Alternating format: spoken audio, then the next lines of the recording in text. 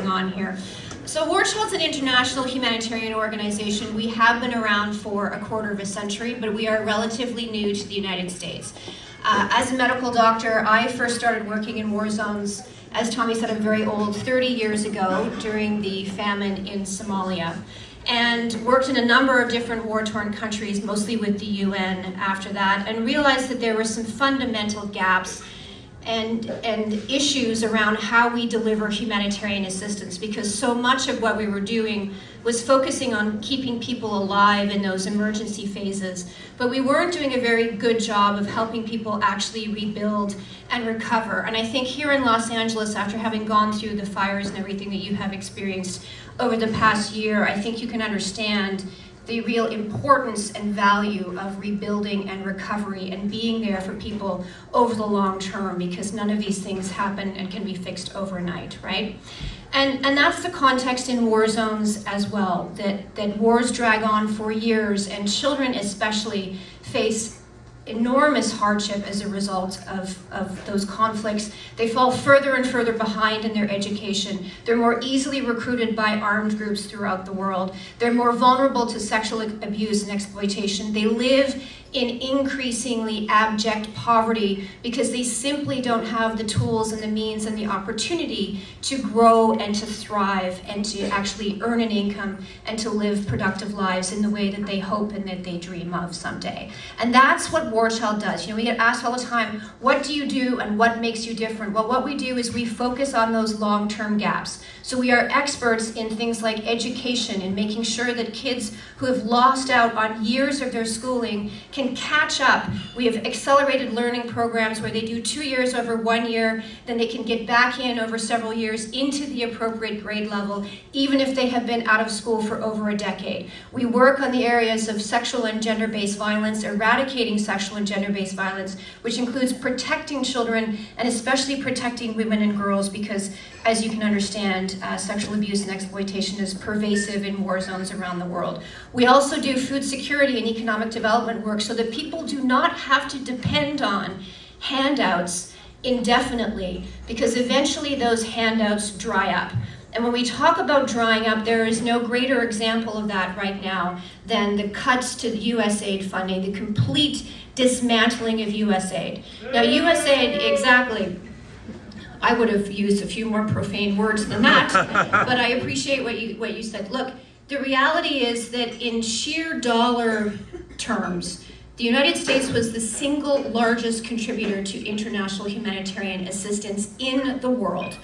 And what that means for the places where War Child's working, in places that include Afghanistan, Darfur, Sudan, South Sudan, Uganda, where we are the single largest provider of refugee education in that country, and it's the largest refugee hosting country in Africa. We're in Eastern Congo, the world's longest running war right now that has killed more than 5 million people. We're in Yemen. In most of those places, USAID accounted for almost half of all humanitarian spending. And so what that means is in places like Sudan, which is facing an extraordinary crisis right now, it's out of the news, but it is absolutely devastating. 150,000 people, it is estimated, we don't really know for sure, have lost their lives. 10 million have been displaced.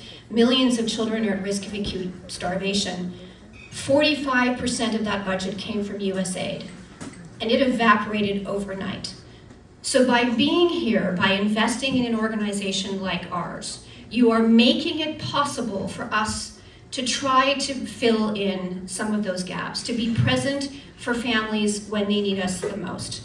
And so what makes us different is that we are long-term, we are locally driven. Tommy mentioned that 99.9% of our staff, we have more than 1,000 staff throughout the world, come from war zones. They're the ones running our programs, directing our programs, rebuilding their communities, because they know best what is needed, not us. Here in North America, we have a small team of 25 staff, which means that 13 cents on the dollar only goes to administration and overhead, which means that all the money that you're giving here this evening will have a very direct impact, because we are a directly implementing organization, and we are highly transparent and highly accountable, and we are locally led, and we are focused on long-term solutions. And not only that, we're in the places that are out of the news. We're in the places that are still facing extreme violence and insecurity, and where our work is needed now as much as ever. I was in Afghanistan not very long ago against enormous odds. We are continuing to operate there, still doing work in the area of education for women and girls, still working around economic development, providing health and other supports to families who are in desperate need. We were on the front lines of the recent earthquake because we were one of the only organizations still on the ground, still there, still implementing, and with the capacity to respond. Woo! And with that, I will just close by saying, it's been a great privilege for me for 30 years to bear witness to the exceptional courage and resiliency of people who are living with war throughout the world. And what they want more than anything else, what they ask of all of us, is that we simply take the time to understand, to bear witness, to be present, and to invest in their hopes, their dreams, their opportunities, and their recovery. And I was reminded of this actually not terribly long ago. I was visiting one of our programs in South Sudan with Maria, who's here this evening, who's the chair of our board here in the US, and Hatem Shafiq, who you heard from in a few minutes, who's a board member and extraordinarily generous donor to our programs. And I was at the Darfurian border in South Sudan, and I've been to Darfur, Sudan many times, and that crisis, as I mentioned right now, is not in the news, but it should be, because it is the worst humanitarian disaster in the world, unquestionably. And these families had arrived, fled across the border, because genocidal atrocities are taking place right now in Darfur, Sudan, where they're gunning down many of the men and the boys, and women and girls are fleeing across, and they've experienced horrific sexual violence. And as we pulled into this makeshift camp for Darfurian refugees, in this burned out mosque along the border, there were hundreds of families, mostly women and girls, who were all huddled together, who had arrived with just the clothes that they were wearing. And many of them were just in absolutely desperate conditions, circumstances. There's no electricity, no running water. And this young girl comes running up to the car, and she recognized the logo. And she said, she sees our all-African team, and she comes up and she says, I know War Child. I know War Child because I was in your catch-up learning program in Darfur, Sudan. And she said that she had been in that program for a couple of years. She'd gone back to school. She had graduated. She had gone on to medical school. And she had just completed her last exams when the war broke out, and she fled across the border. And she wasn't sure whether her family members were still alive. She wasn't able to get back home to even see them or to confirm that they were okay. And as a physician myself, knowing that she had just graduated and everything that she had gone through, and what a difficult journey that is. Our own staff in Darfur were in hiding for many months when the crisis first broke out because of the security situation. And she looked at all of us and our team in that moment, and she said, I knew you would not forget us. I knew you would come.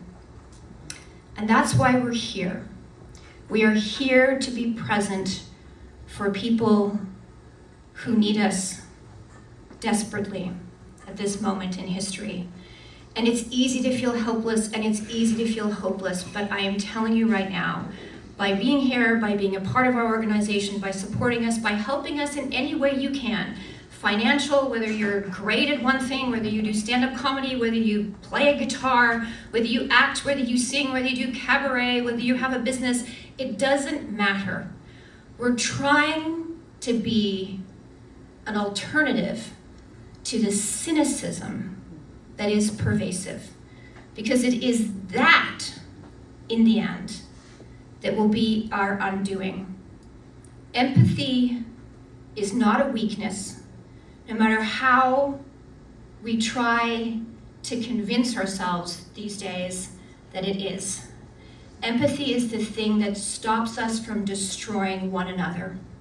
And it is the thing that this world needs most of all right now. So thank you for being here, and I would ask you please to come join us in our efforts.